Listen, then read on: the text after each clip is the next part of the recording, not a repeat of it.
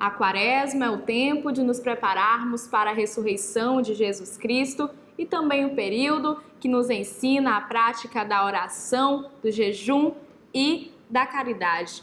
Para conversarmos especificamente sobre o jejum, nós vamos conversar agora com o Padre Amadeu Matias. Padre, seja bem-vindo ao programa Em Tuas Mãos. Muito obrigado por este momento. Estou aqui de maneira muito contente porque o período de Quaresma nos prepara mesmo para o seguimento de Nosso Senhor. Se a gente caminha com Ele na Galileia, a gente precisa também ir com Ele para Jerusalém, para com Ele morrer e ressuscitar.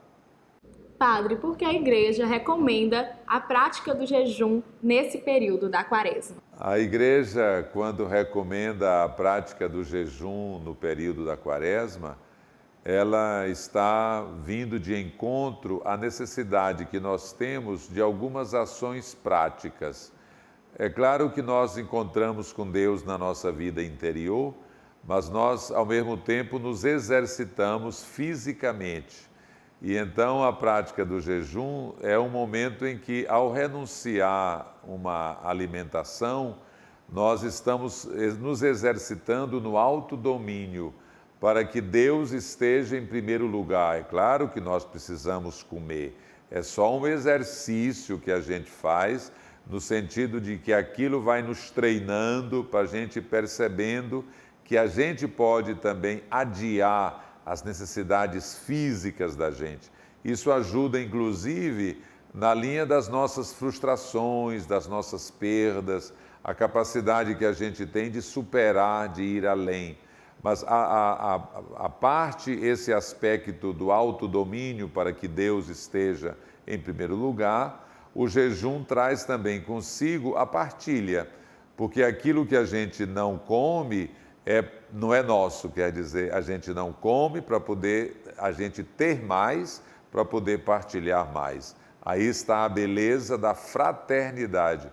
Por isso o jejum não é um ato, por assim dizer, vaidoso, intimista, de mim com Deus e de Deus comigo, mas é um ato em que eu exercito-me na comunhão comigo, porque exercito o autodomínio, preciso estar bem comigo, mas também me relaciono com Deus e partilho com os meus irmãos e irmãs que não têm o que comer. Eu não como para que outros comam. O senhor fala muito sobre o jejum do alimento. Quais são os outros tipos de jejum que nós podemos fazer nesse período quaresmal? Veja, na linha do autodomínio, a gente pode se abster, por exemplo, de algum tipo de coisa que nos distraia em relação à vida com Deus. Imaginar que é uma coisa que talvez seja um lugar comum, as redes sociais, não é? Quer dizer, talvez passar um dia sem olhar, não sei, uma rede social. Não é tão simples, porque há curiosidade, eu estou perdendo alguma coisa, mas ao fazer isso como um ato religioso, veja, não é um ato egoísta, é um ato em que está você, está Deus e está também o exercício das relações, não é? Para que a gente, por exemplo, ao invés de eu estar envolvido em alguma coisa que fique somente eu e um smartphone, de eu me relacionar com as pessoas, de eu ir ao encontro de alguém que está doente, de eu visitar um parente que há muito tempo não estive com ele. Então é um exercício, por sua vez, de sair de si. Isso aí é um efeito, é o efeito de nossa vida cristã. A vida cristã, Jesus em nós, nos faz bem para que a gente, por sua vez, em paz, integrados, façamos bem aos outros. Como isto é importante. Então, ligado à questão da alimentação, com relação ao jejum, ligado ao uso dos instrumentos de redes sociais, mas também pode-se fazer jejum de compras. Como nós precisamos ter uma atitude austera, Então, de você naquele período não fazer compras. Outra coisa, de uso de bebida, de no tempo de quaresma você, puxa, eu vou fazer um exercício religioso de não fazer uso desse tipo de bebida. E isso ajuda a gente até na saúde da gente. Como é importante a gente compreender que o bem-estar físico agrada também a Deus e nos habilita para a convivência com os irmãos e as irmãs. Qual a diferença do jejum e da penitência? Olha, a sua pergunta é assim muito importante, porque a gente faz o jejum não é para pagar nenhuma pena, não é para, de alguma maneira, sofrer porque a gente fez alguma coisa ruim. Jesus, na cruz, ele já deu a vida por nós. E então a gente, quando faz o jejum, não está fazendo o jejum como uma espécie de troca, porque eu quero que Nosso Senhor dê a mim algo. Quando nós exercitamos-nos na penitência, nós demonstramos assim o desejo de conversão.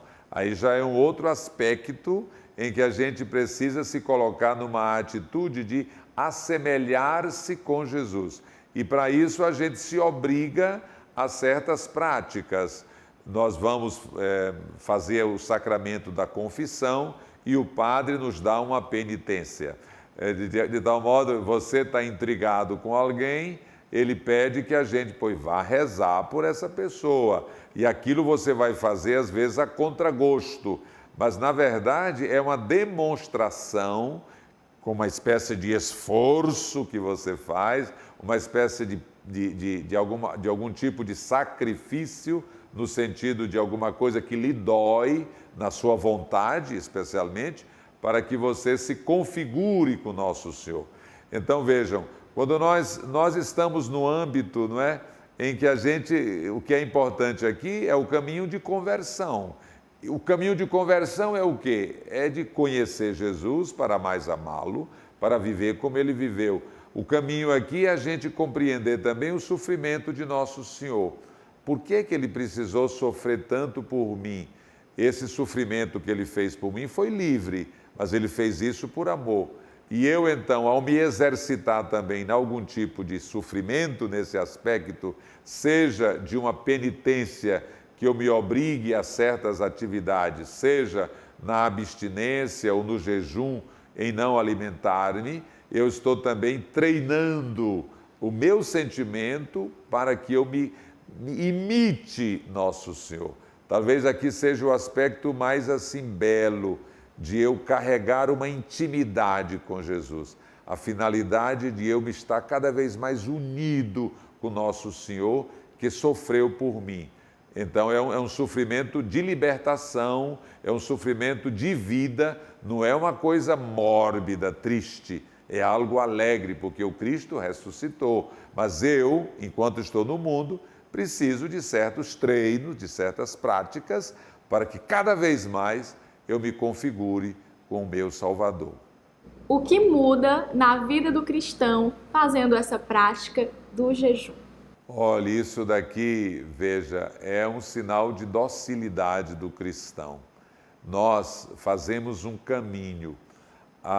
Jesus precisa da igreja como mediação e na igreja precisa de certos instrumentos, de certos meios, para que a gente se exercite justamente nesse encontro com o invisível. Veja, a necessidade que nós temos de fisicamente provar o encontro espiritual com Deus. Então, a necessidade que nós temos de fazer essas práticas, essa necessidade está ligada a uma urgência antropológica, para não ser uma coisa somente eu e minha consciência e alguma coisa que fica só entre mim e meus pensamentos e minha imaginação e minhas ideias. Não, a vida precisa se transformar em ações, em coisas práticas. O problema está quando nós fazemos esses atos de piedade, o problema poderia estar se nós fizéssemos esses atos externos de piedade, exercício práticos, em que eu me disponho a ações como essa, muito concreta, e ao mesmo tempo não aliasse a essas ações a fraternidade, a caridade no sentido de acolher o outro, de rezar pelo outro, de promover o outro. Então vejam, nós precisamos que a nossa fé ela se transforme em obras, que a nossa vida interior ela se manifeste em vida concreta. Jesus diz que a gente não basta só dizer Senhor, Senhor. É preciso que a gente faça algumas coisas. E as práticas da igreja, como a oração diária, o jejum, a esmola, a oração, os sacramentos, a leitura bíblica, as peregrinações que a gente faz, as vias sacras, quanta coisa bonita a gente faz externamente para poder dar uma estrutura interior àquilo que é a nossa fé. A nossa fé ela é concreta, ela não é uma coisa apenas intencional, ela se torna algo muito objetivo, visível. Mas a finalidade não é que as pessoas me vejam fazendo, a finalidade é que as pessoas me vejam semelhante com o nosso Senhor, configurado com Ele. Esse é o grande desafio nosso. E é isso que nós esperamos que nesse tempo de Quaresma nós tenhamos mais uma vez a oportunidade de valorizar todo o bem que Jesus faz por nós e todo o bem que em nome de Jesus a gente pode fazer pelos outros. Para finalizar a nossa entrevista, eu gostaria que o senhor desse uma dica para quem deseja iniciar nesse caminho do jejum. Qual a primeira coisa que a pessoa deve fazer para seguir esse caminho? Veja, a primeira coisa que a gente precisa fazer é ter um conhecimento do que é que você quer com a sua vida cristã. Que eu poderia dizer assim, é dar as razões da sua fé. Como é que você vive a sua fé? É importante que nós tenhamos a liberdade, a consciência de reconhecer que há um compromisso nosso com a fé que a gente pratica. A fé, ela requer de nós um amadurecimento, um crescimento, crescer na fé. Se eu quero crescer na fé, eu quero lançar mão de meios que me ajudem nesse crescimento. Então, quando você se dispõe a práticas quaresmais, que você compreenda que essa ação não é algo que a igreja exige de você. Tanto é que a igreja pede que nós façamos jejum 2 vezes no ano apenas, na quarta-feira de cinzas e na sexta-feira da paixão. Aí a igreja, como instituição, diz assim, olha, católico, esses dias você fique assim para ficar unido com o nosso Senhor, na penitência desse aspecto de uma união em que você quer se abster de algo para de alguma maneira sentir no seu corpo o valor de amar, de fazer o bem, de não ser egoísta, não é verdade? Então, nesse sentido, quanto mais a gente se dispuser a uma fé madura, livre, consciente, tanto mais a gente vai lançar mão de meios para poder a gente estar mais perto de Jesus, mas também vai ter criatividade para poder a gente, digamos, não é só uma questão de não comer, mas também, como dizia, de fazer outras práticas em relação a compras, em relação ao tempo que usa, em relação aos divertimentos que lança a mão, há uma série de pontos que a gente vai tendo aquela criatividade em vista justamente de uma união maior com o nosso Senhor. Diria que a primeira coisa é querer ficar unido com Jesus. Não é para querer, digamos, ficar vaidoso, eu faço jejum. Não, é para querer ficar unido com o nosso Senhor. E quem se une com o nosso Senhor se coloca de maneira fraterna e de maneira solidária, irmão e irmã de todos.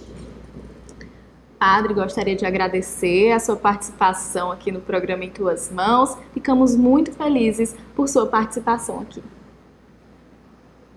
A felicidade é minha. Veja, nós estamos falando de exercícios quaresmais, mas nós somos alegres, felizes, porque o Cristo ressuscitou. Se nós criamos o roxo, não é, como cor da quaresma, é para a gente ser vigilante, é para a gente ter aquela atitude de quem reconhece que Nosso Senhor fez tanto por nós, para que a gente possa também fazer por Ele. É isso que a gente se dispõe, é um exercício alegre, feliz. A alegria também é minha. Desejo a você e a todos que nos acompanham e a vocês aqui do programa Em Tuas Mãos, um tempo abençoado, um feliz tempo de Quaresma.